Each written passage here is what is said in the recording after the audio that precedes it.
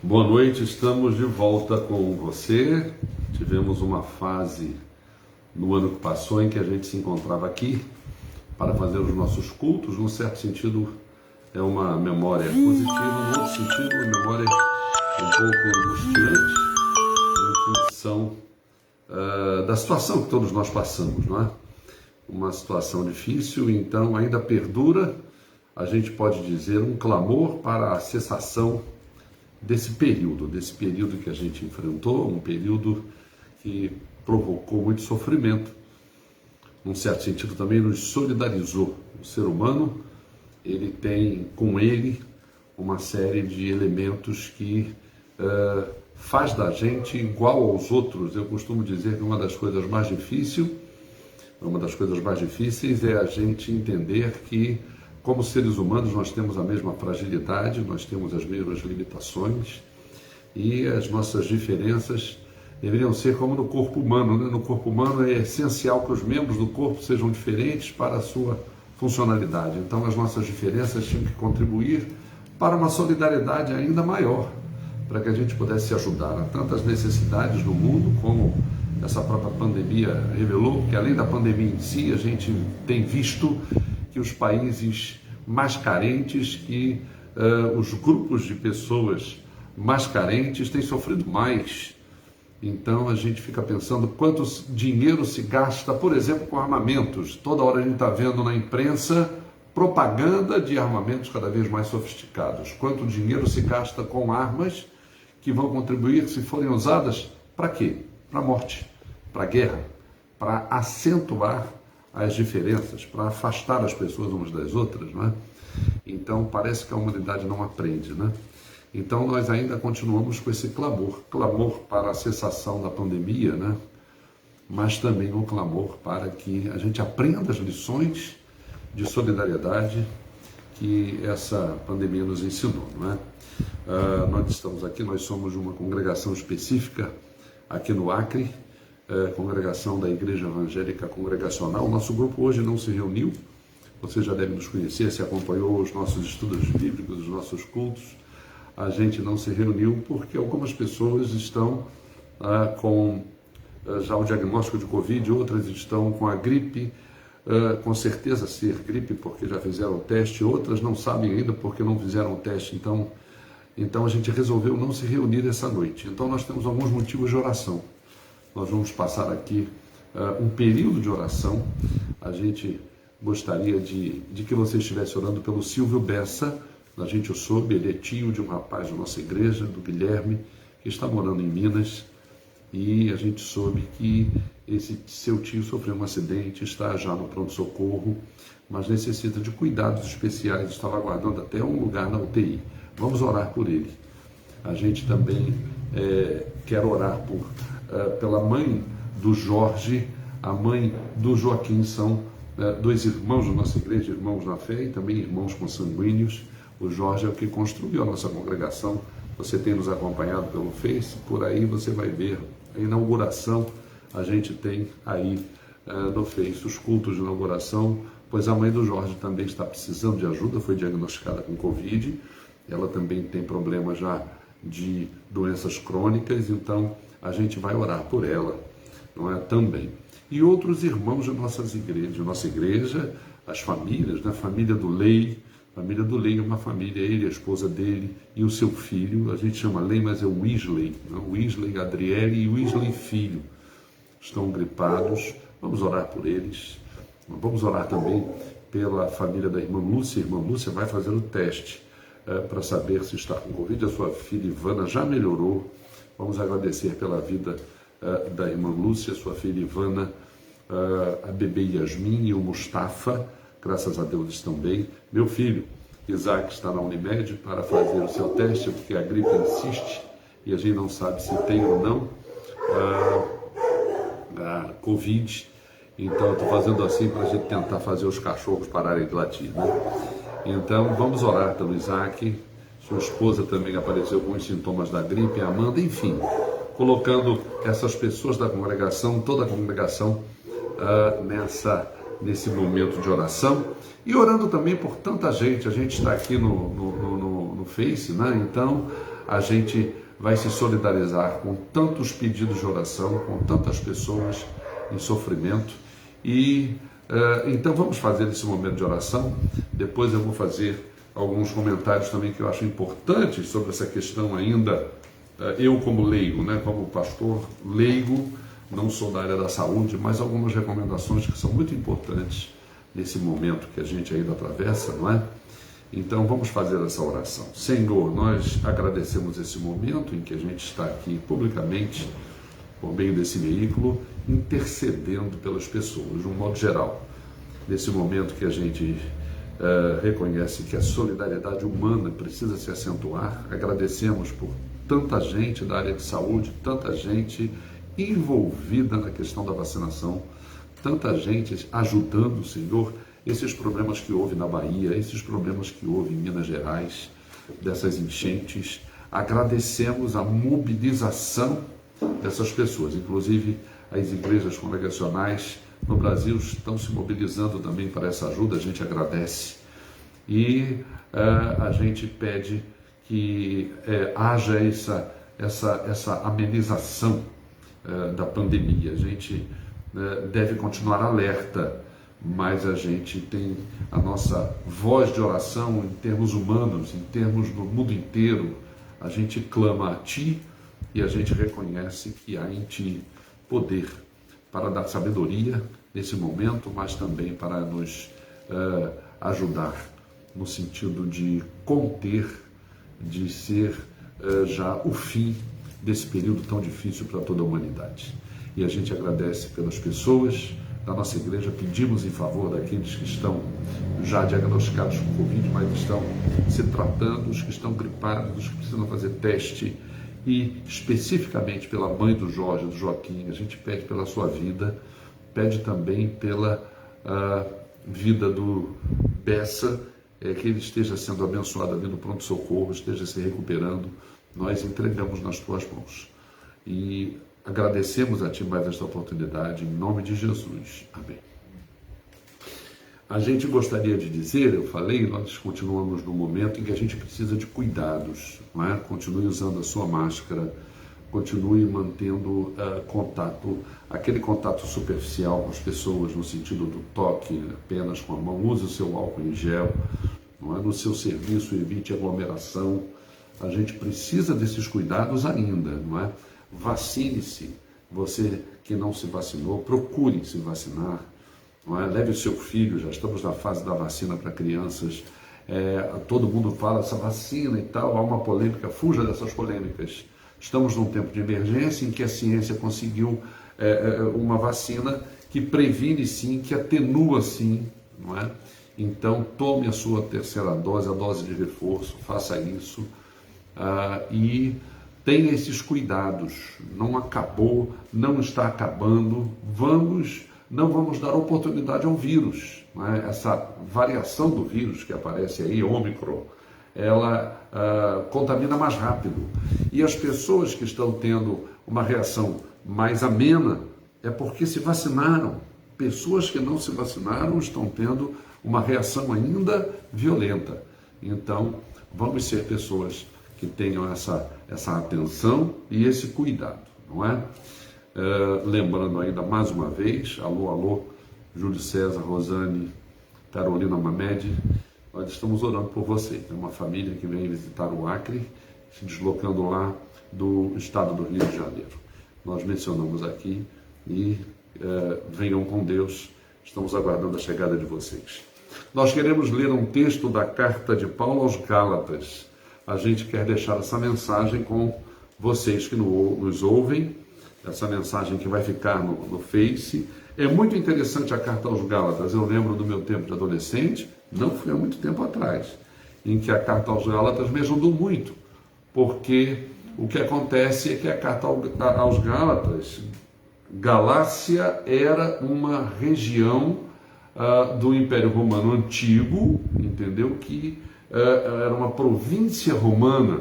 Então o apóstolo Paulo escreveu uma carta às igrejas que ele havia visitado na sua primeira viagem missionária. Interessante que a carta aos Gálatas é uma carta pela autenticidade do Evangelho. Não é? O Evangelho é a mensagem principal da Bíblia. Às vezes as pessoas também polemizam sobre a Bíblia, mas por causa do desconhecimento. Pessoas, às vezes, não autorizadas porque não conhecem. Eu estava escrevendo sobre a vida do meu tio. Meu tio era uma pessoa que não acreditava em Deus, ele era um ateu. E uma vez alguém o provocou dizendo: Isaías, você diz que é contra a Bíblia, você já leu? Desarmado, você já leu a Bíblia? E ele: eu vou ler. Em quanto tempo vocês leem a Bíblia? Você: um programa de leitura de um ano. Eu falei: eu vou ler em 6 meses. Então meu tio realmente leu a Bíblia.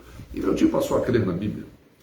Entendeu? Então a Bíblia não é um livro, muitas vezes, divulgado, encarado como um livro polêmico, como um livro de coisas. É sim um livro de textos que são antigos, mas existe uma ciência chamada hermenêutica em que você atualiza a mensagem dos textos. Esse termo atualizar também está sendo um termo tão nocivo, né? Porque às vezes essa atualização está distorcendo a mensagem do texto. A hermenêutica não distorce a mensagem do texto, e a hermenêutica também não é como se fosse uma máscara, né, hipócrita, como se fosse um nariz de cera, né?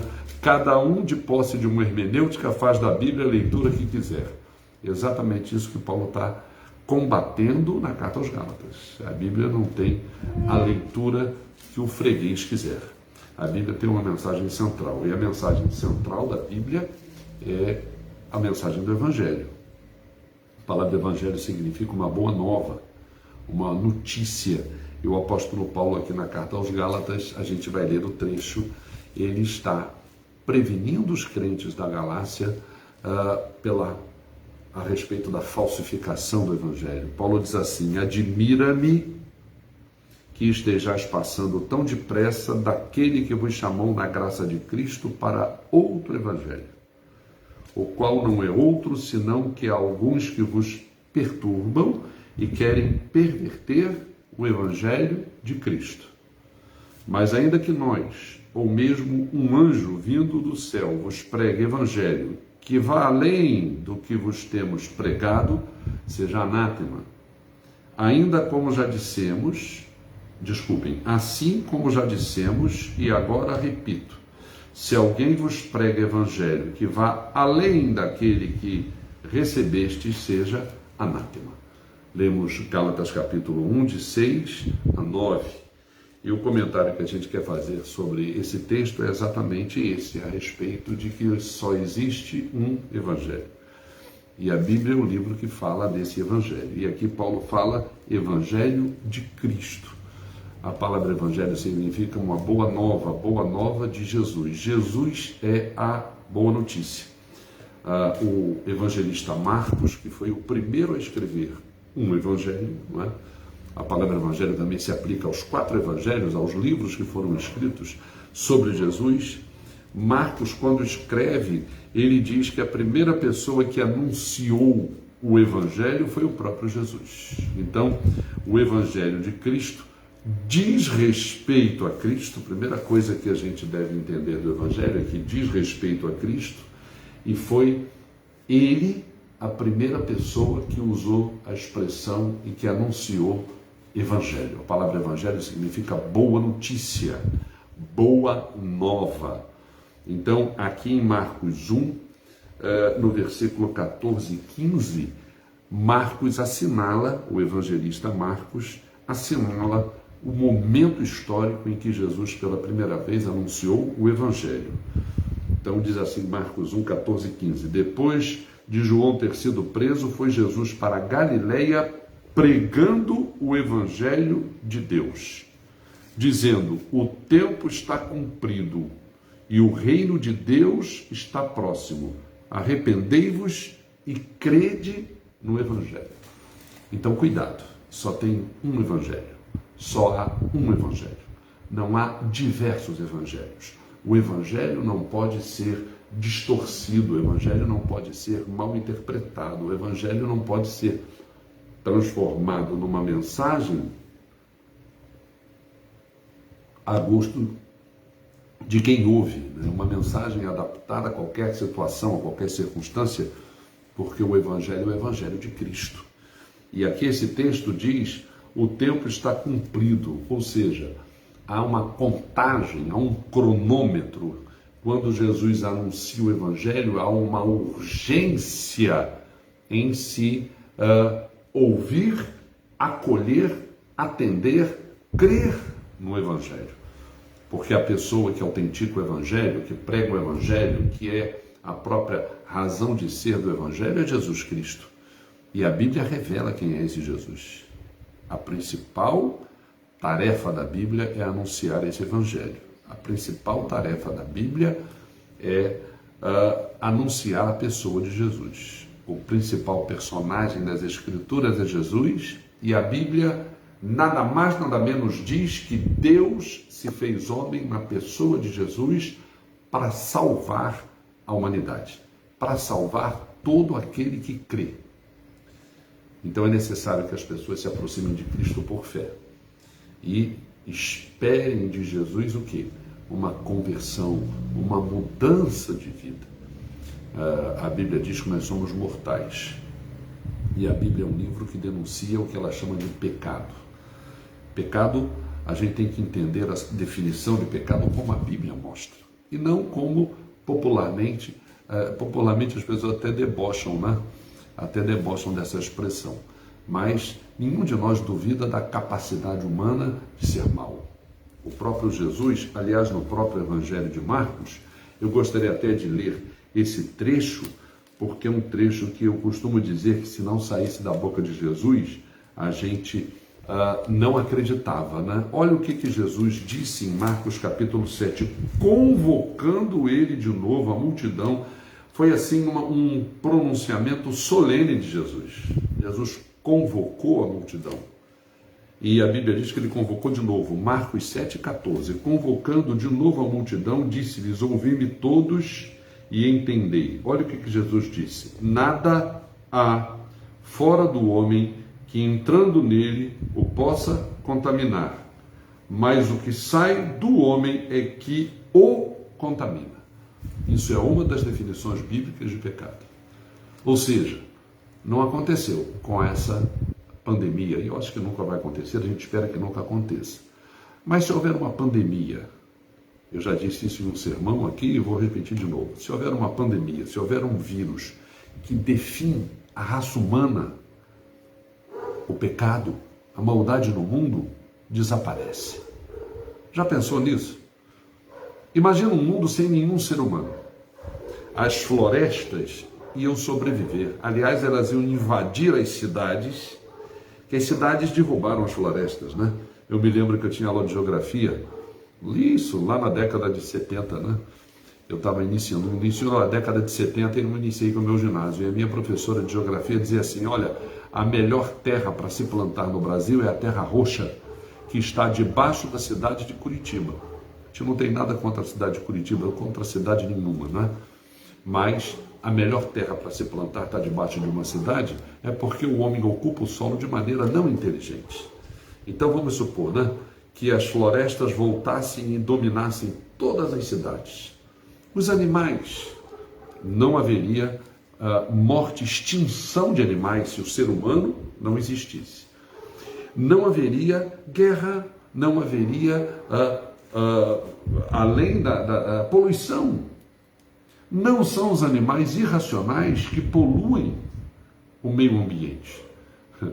A gente fala tanto como é o nome dessa questão do aquecimento global, não haveria mais. Então, é por isso que a Bíblia define que no homem, no coração do homem, há um mal que somente o anúncio do Evangelho confirma a anulação desse mal, a cura desse mal. Está escrito aqui então, vou ler de novo, Marcos 7,14, convocando Jesus, ele aqui é Jesus, de novo a multidão, disse-lhes, e é muito interessante o que Jesus está dizendo aqui, ouvi-me todos e entendei, nada há fora do homem que entrando nele o possa contaminar, mas o que sai do homem é que o contamina. E aí Jesus vai dizer assim, olha, ele vai dizer até o que. Jesus dá uma lista de coisas que contaminam o homem, não é? Ele vai dizer aqui, em Marcos 7, deixa eu encontrar esse versículo em que Jesus ele vai dar uma lista de coisas. O que sai do homem é o versículo 20.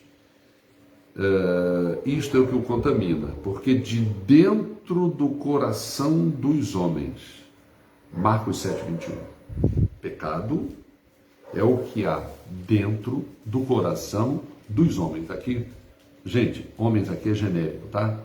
É de ser humano, qualquer tipo de ser humano, tá? E aí ele vai dizer o quê? Porque de dentro do coração dos homens é que procedem os maus desígnios. Então a definição bíblica de pecado é algo que existe no coração do homem. A Bíblia diz que existe morte porque os mortos não pecam. De dentro do coração dos mortos não sai nenhum mau desígnio. De dentro do coração do morto não existe ódio, discriminação, não existe intolerância. Os mortos, né? O cemitério é um lugar mais seguro, talvez, do que alguns lugares, né? Dos bairros, das cidades, né? Os vivos causam mais problemas do que os mortos, né? Então a Bíblia é um livro que diz que, sim, a Bíblia define pecado, mas a Bíblia define uma cura para o pecado. E a cura reside nessa notícia que Jesus traz. Aqui em Marcos, quando Jesus anuncia pela primeira vez o Evangelho, ele chama atenção para essa urgência. Olha, o tempo está cumprido. O reino de Deus, o que é o reino de Deus? Reino, a gente pensa logo num reino quê? Político, né? Numa força. Hoje em dia a gente lê sobre disputa. Voltamos a ver na imprensa a queda de braço, né? O ressuscitamento, né? da ressurreição, né? Permitam-me, da Guerra Fria, né? A Guerra Fria sempre ela foi patente num determinado período e continuou o quê? Latente, escondida. Agora, de novo, as nações estão medindo força e estão surpreendendo, expondo os seus armamentos. Isso é a humanidade, gente. Isso é o ser humano, não é? E às vezes a gente fica de um dos dois lados, defende um desses lados. Não, vamos nos armar sim. Se o outro lado se arma, por que eu não vou me armar? Vou me armar sim. Eu vou me preparar para a guerra sim. Isso é o reino dos homens. Aqui Jesus está falando do reino de Deus. O reino de Deus é um reino de paz. Agora, um outro evangelista falou que o reino de Deus é diferente daquilo que o ser humano valoriza. Lucas 17, 20, perguntaram a Jesus, interrogado pelos fariseus sobre quando viria o reino de Deus, Jesus lhes respondeu, não vem o reino de Deus com visível aparência. Nem dirão ele aqui ou lá está, porque o reino de Deus está dentro de vós. Deus quer reinar nesse coração. Jesus falou que de dentro do coração humano vêm os maus desígnios, não é? Pois a Bíblia tem um anúncio de uma mensagem de salvação. Deus quer entrar e reinar no coração, da onde procedem os maus desígnios. Jesus Cristo é a cura para o nosso coração. Jesus Cristo é a mensagem do Evangelho. Jesus Cristo garante a mensagem do Evangelho. Por isso que Paulo anuncia na carta aos Gálatas, eu estou admirado que vocês não estejam entendendo o Evangelho, que vocês estejam caminhando para uma outra ideia de Evangelho, que não é Evangelho, porque não há outro Evangelho, é o que Paulo está dizendo aqui. Admira-me que estejais passando tão depressa daquele que vos chamou na graça de Cristo para outro Evangelho. Quem nos chamou na graça de Cristo para outro Evangelho? O apóstolo Paulo vai dizer nessa mesma carta, no capítulo 3, ó Gálatas insensatos, A Bíblia é tão clara quando anuncia o Evangelho que só uma pessoa muito insensata não entende isso, não enxerga isso. Quem vos fascinou? Que fascínio é esse por outro Evangelho? Não existe outro Evangelho. O Evangelho é mensagem de salvação, para que de dentro do coração os maus desígnios não brotem mais, não contaminem o homem. Jesus dizia, não há nada fora do homem que o contamina, é de dentro do coração do homem que sai o que contamina ele próprio e contamina o grupo, né? Contamina a comunidade, contamina o outro, né? Há no Salmo 1 uma advertência, né? Olha, bem-aventurado o homem que medita na lei, né? Porque medita nela continuamente, dia e noite, dia e noite, dia e noite. Ele se guarda desse contexto, né? De andar no caminho dos pecadores, de assentar nas rodas dos escarnecedores, né? O prazer dele vai estar na lei do Senhor. A lei do Senhor, a Bíblia, nos anuncia o Evangelho que nos cura por dentro. O reino de Deus é dentro de nós. Deus quer reinar no nosso coração. É isso que Jesus está dizendo. O tempo está cumprido. Olha, o tempo, a hora é essa. Arrependa-se, creia no Evangelho.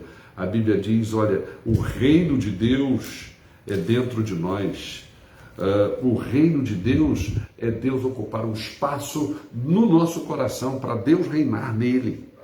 Então Paulo diz aqui, Gálatas insensatos, quem vos fascinou a vós outros, ante cujos olhos Jesus Cristo foi exposto como crucificado. Que história é essa? Onde? Como que Jesus foi exposto como crucificado? É a história da Bíblia. A Bíblia não é um livro da polêmica, a Bíblia não é um livro que estraga a festa, não. Tem gente que não entende nada de Bíblia e fala de Bíblia para você, não entende nada. Aliás, ele se aproxima da Bíblia já contaminado, né? Ele não se aproxima da Bíblia desarmado, né? Ele já vem procurar na Bíblia, é a hermenêutica viciada, né? Alguém que quer descobrir algo que a Bíblia não diz, porque a Bíblia tem opinião própria. Ela tem a sua opinião, ela tem o seu padrão. Você pode até não concordar com o padrão dela, né? Nem todos nós seguimos o mesmo padrão de conduta. Você pode não concordar. Eu já disse em sermão meu aqui também, vamos ser corajosos de dizer, olha, esse é o padrão da Bíblia, eu não concordo com ele. Esse é o padrão da Bíblia, eu não sigo ele. Mas ela tem o seu padrão. E o Evangelho quer nos curar daquilo que para nós é o quê? Mortal. Daquilo que nos contamina e contamina os que estão à nossa volta. É isso que a Bíblia chama de pecado. A Bíblia tem outras definições para pecado, mas o Evangelho é uma cura para esse mal que nos contamina. Paulo vai dizer aqui, olha, quem fascinou vocês? Evangelho é Jesus Cristo exposto como crucificado. É a história da Bíblia. Quero apenas saber isto, Paulo dizendo, né? De vocês, recebestes o Espírito pelas obras da lei ou pela pregação da fé? O Espírito Santo nos ajuda a entender o Evangelho. A Bíblia diz que a Trindade, né? Deus Pai, Deus Filho, Deus Espírito Santo se empenha por nós e ela nos ajuda a entender o resgate da nossa vida. É tão penoso e tão difícil que a Trindade se empenha por esse resgate. Deus Pai, Deus Filho, Deus Espírito Santo. A história que a Bíblia conta é que há um Deus que se fez homem, morreu para nos salvar, mas a morte de Cristo está ainda fora de nós. Ela só vem nos servir, ela só se aplica a nós quando o Espírito Santo nos apela, nos convence. E a gente diz, eu creio, eu aceito, eu quero. Jesus Cristo falou em João 16, que o Espírito Santo convence o mundo do pecado. Você não se convence do pecado, eu não te convenço do pecado. Eu não me convenci do meu pecado. O Espírito Santo nos convence do nosso pecado. É isso que Paulo está dizendo aqui na carta aos Gálatas, nesse capítulo 1, né? Não há outro evangelho. Esse é o evangelho de Cristo. Ainda que nós, Paulo diz assim, se eu chegar pregando outro evangelho, esquece, deleta o que eu estou dizendo. No tempo de Paulo não tinha essa expressão, né? Seja anátema, quer dizer, deleta, um anjo vindo do céu um ser sobrenatural que venha do astral. Deleta. Se não pregar o evangelho, esse evangelho que expõe Cristo na cruz e que fala da sua ressurreição, foi uma mulher, né, que trouxe para os apóstolos. Hoje em dia ainda temos problema, não é, de aceitação da mulher, não é? A gente ainda tem hoje uma estupidez, uma violência e uma série de questões sociais nossas, né? Que a gente como homem tinha que tratar e tinha que admitir e tinha que lutar contra isso. Não só as mulheres lutando contra isso, mas nós também. Questão do machismo. Pois foi uma mulher que foi no túmulo. Naquele tempo de Jesus, a mulher era menos ainda considerada. E quando chegou no túmulo, encontrou o túmulo vazio. E voltou dizendo, o túmulo está vazio, o único túmulo vazio. Eu era pequeno, ia com meu pai lá no Rio de Janeiro, no Monumento aos Pracinhas da Segunda Guerra, tinha soldado desconhecido. Aí eu falava assim, pai, o que é isso? Eu falava, meu filho, aí é uma homenagem a todas aquelas pessoas que morreram na guerra e os corpos não foram encontrados. Esse túmulo está vazio. O túmulo do soldado desconhecido está vazio, mas os restos mortais não foram encontrados. São mortos. Estão mortos. Jesus não. O único túmulo vazio de Jesus é o de Jesus. Ele não foi encontrado. Uma mulher foi dizer isso aos apóstolos. Os apóstolos creram no que aquela mulher falou. Jesus, de propósito, disse a Maria, vai e avisa aos apóstolos, diga que me esperem na Galileia, que eu vou estar lá, eu vou me encontrar com eles. Então a gente acredita nesse testemunho dessa mulher, que disse aos apóstolos, a confirmação da ressurreição de Jesus, a Bíblia nos dá, porque o Espírito Santo testifica isso no nosso coração. O Evangelho é a mensagem da morte e ressurreição de Jesus para nos curar do nosso pecado. O texto de Isaías, que diz lá no Antigo Testamento que Jesus carregou com as nossas enfermidades, não são as doenças físicas, não. Jesus não carregou com as doenças físicas, não. Ele pode sim curar de doenças físicas. A gente está pedindo na nossa oração, vamos orar de novo, cura para pessoas. Eu já fui curado diversas vezes. Eu agora fiz um tratamento na minha perna que, graças a Deus, Deus me curou. Não tive osteomielite, apenas uma lesão, uma ferida da má circulação. Aleluia. E essa perna está aqui porque Deus preservou. O carro bateu no poste e esmagou minha perna. Deus permitiu que ela estivesse aqui. Então, eu acredito em milagres sim. Mas aquela enfermidade que Jesus carregou consigo é a enfermidade do pecado. É isso que Paulo diz aqui na carta aos Romanos. Romanos, capítulo 8, não é? Versículo 1. É essa declaração de Paulo: nenhuma condenação há para os que estão em Cristo Jesus, porque a lei do Espírito da vida, do Evangelho, da fé no Evangelho, em Cristo Jesus, a lei do Espírito da vida em Cristo Jesus, te livrou da lei do pecado e da morte. A lei do Espírito, a mensagem do Evangelho, nos salvando da lei do pecado e da morte. Porquanto o que for impossível à lei de Moisés, no que estava enferma pela carne. Essa enfermidade da carne, essa que o pecado provoca, aonde o pecado se instala, dessa enfermidade é que Jesus nos livrou. Esse é o Evangelho. Só existe um Evangelho. Só existe este Evangelho. A Bíblia é o livro da mensagem do Evangelho. A Bíblia é o livro onde Jesus está exposto como crucificado. A Bíblia é o livro da tua salvação, da salvação daquele que crê. Não deixa ninguém te enganar, te falando de outro Evangelho que não é esse. E entenda que pecador todos nós somos, toda a humanidade é. Há um mal no ser humano. É esse o mal que está exposto aqui pela internet, que está exposto na mídia, é esse o mal. Não, a gente não vai, a humanidade não vai acabar, a humanidade não vai se extinguir. O coronavírus não tem esse poder.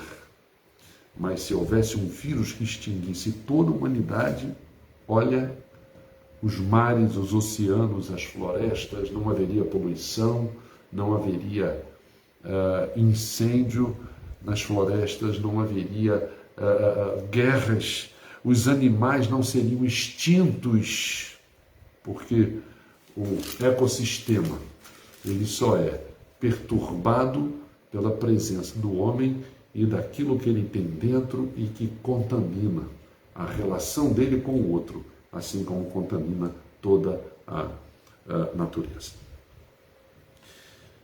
Um só evangelho, uma mensagem de salvação por meio de Jesus. Vamos orar mais uma vez? Com essa oração a gente vai encerrar a nossa transmissão. Nessa oração, mais uma vez, nós vamos incluir as pessoas que nós mencionamos, vamos incluir você que está ouvindo, tantas outras pessoas, né, por quem a gente também deseja orar e a gente aposta que a gente garante que você que está nos ouvindo vai estar orando e vai ter outros pedidos de oração e a gente crê na ação de Deus, mas a gente crê também na ação dos médicos, na ação dos remédios, esse pelotão de gente da saúde, enfim, as autoridades e todas aquelas pessoas que se empenham, seres humanos que têm já essa cura na sua alma e se empenham pelo bem-estar das pessoas. Senhor, obrigado por esse momento em que a gente busca a Tua presença, te agradece pela mensagem do Evangelho, que é uma mensagem de paz, de salvação, de reconciliação do homem com Deus e de reconciliação do homem consigo mesmo, dos homens entre si. O Evangelho é o Evangelho de salvação, que vem de encontro ao que há em nós de mal, de perverso, é uma mensagem de cura. Nós então agradecemos, porque a Bíblia é o livro que anuncia esse Evangelho. Nós queremos também te pedir por aqueles que sofrem, que tu estejas amenizando o sofrimento, desde as pessoas da nossa congregação, que nós sabemos aqui pelo nome, o Bessa, por quem a gente intercede mais uma vez, que está ali no hospital aos cuidados dos médicos, a mãe de Joaquim e Jorge também, entregamos nas tuas mãos, e tantas outras pessoas, não só da nossa congregação, mas pessoas que estão nos ouvindo, pessoas carentes de socorro. Agradecemos pelos médicos, agradecemos pelos enfermeiros, pelas pessoas dos hospitais, das pessoas envolvidas também na distribuição das vacinas, as propagandas positivas no sentido da vacinação, no sentido também da preservação, no cuidado dos contatos, uso das máscaras, enfim, todos esses cuidados necessários para que a gente preserve a nossa saúde e a saúde do outro. Nós agradecemos pela irmã Cravina, que pediu oração pelos seus colegas de hospital. Entregamos também nas tuas mãos. Nós oramos agradecidos em nome de Jesus. Amém. Obrigado por você ter estado conosco, viu? Procure a sua igreja, procure uma igreja perto da sua casa. Aqui no Acre nós temos a nossa congregação ali na rua Londrina, não é? Ou Alexandrina? É Londrina. Londrina, 262, na Nova Estação, em cima da oficina JP, ok? Melhor oficina de carros do Acre, né? Deus abençoe sua vida. Aliás, nós estamos orando pela avó dos proprietários da oficina JP. Então, ore também, você que conhece, Pablo conhece ali, Gabriel, a avó deles está enferma e nós estamos orando por ela. Um grande abraço, até o próximo encontro. Deus te abençoe.